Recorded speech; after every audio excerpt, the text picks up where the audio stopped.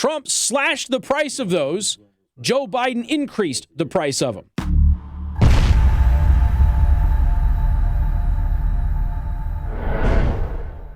Joe Biden. So Joe Biden goes out there. I'm not going to give you too much details about what he had to say because, frankly, I don't care what he had to say because Joe Biden's an idiot.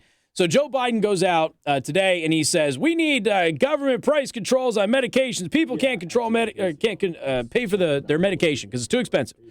Now, I want to remind everybody, okay? I want to remind everybody. Let's go back in time. When did I tell you about this? Oh, yeah, January. January 23rd.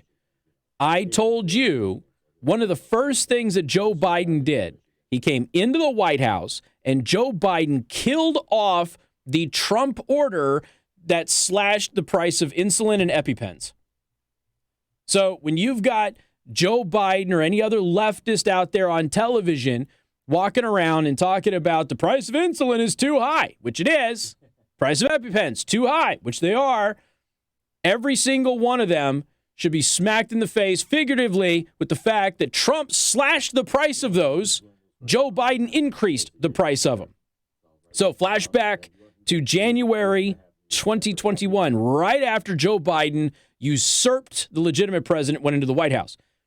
Joe Biden's United States Department of Health and Human Services on Thursday stopped executive orders from his predecessor designed to significantly lower prescription drug prices for Americans, including insulin and epinephrine. I'm going to say this again.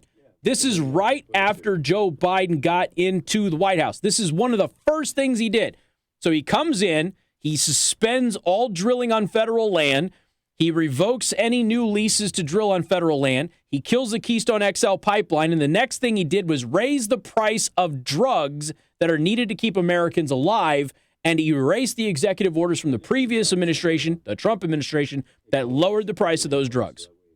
That's what he did. And I'm not saying that what Trump did was the best policy position to have. I'm just telling you that if you're going to go with this stupid little price narrative here, Trump reduced the price of these drugs. Biden intentionally, deliberately, and specifically took actions to increase the price of those drugs. Now, he had not even been in office for a month.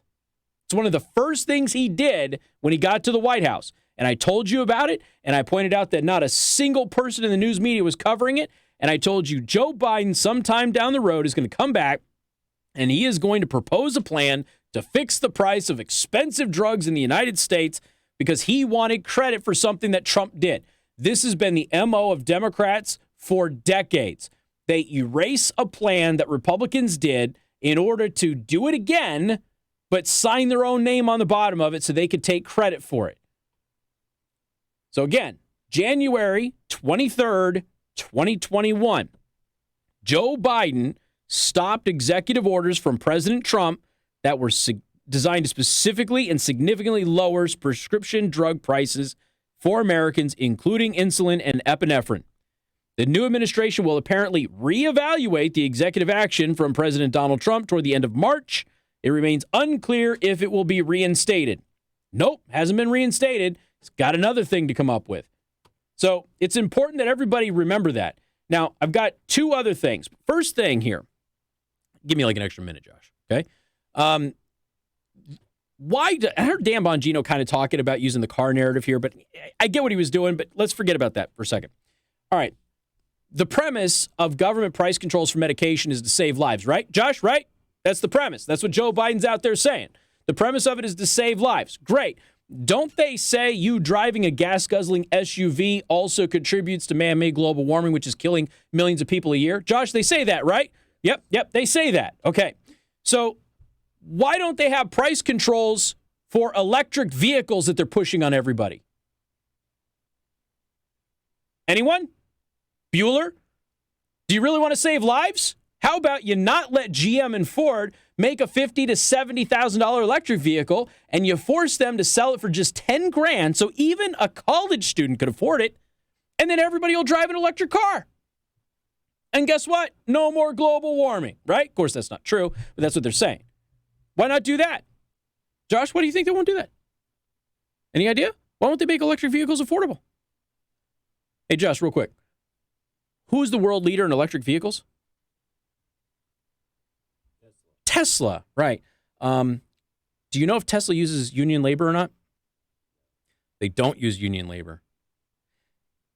Might that be why the new credits you get for your taxes for electric vehicles don't apply to Tesla?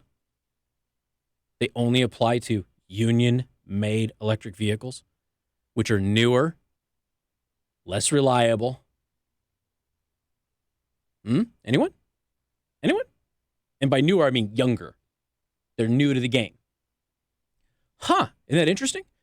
If it was really about saving the planet and getting more people into electric vehicles, wouldn't you, I don't know, make those tax credits also apply to the largest electric vehicle manufacturer in the world and the world's leader and the pioneer of that brand of vehicle? When you do that? Oh, because once again, it's not about your health. It's not about your safety. It's not about saving the planet or the polar bears or anything else. It's a straight up lie, and it's about control. That's all it is. If the government can step in and adjust the prices of drugs to save lives, surely they could use that same moniker for all of their other arguments, right? Man-made global warming killing millions of people around the planet every single year. We got to get those emissions down. Cool. Make every electric vehicle $10,000. Just have a government mandate to do it. But Casey, it costs like $40,000 or $50,000 to make those vehicles. Yeah, I know, but that doesn't seem to apply when it comes to drug companies. Hey, wait, does that make me a shrill for big pharma, Josh? That I'm saying that we shouldn't have government price controls for big pharma? That we should let big pharma, charge the price that's appropriate? Does that make me a big pharma shrill? Because I think that some leftists would say that. So last week, I'm anti-science because I don't like big pharma's vaccines for 5-year-old kids. And then this week, I'm a shrill for big pharma. Once again, every position a leftist has contradicts another position that they have. Every single time. More coming up. 95.3 MNC. MNC News Time is 3:33. Time to check out Impress Jewelry Creations, creating meaningful jewelry for the moments that will last a lifetime. This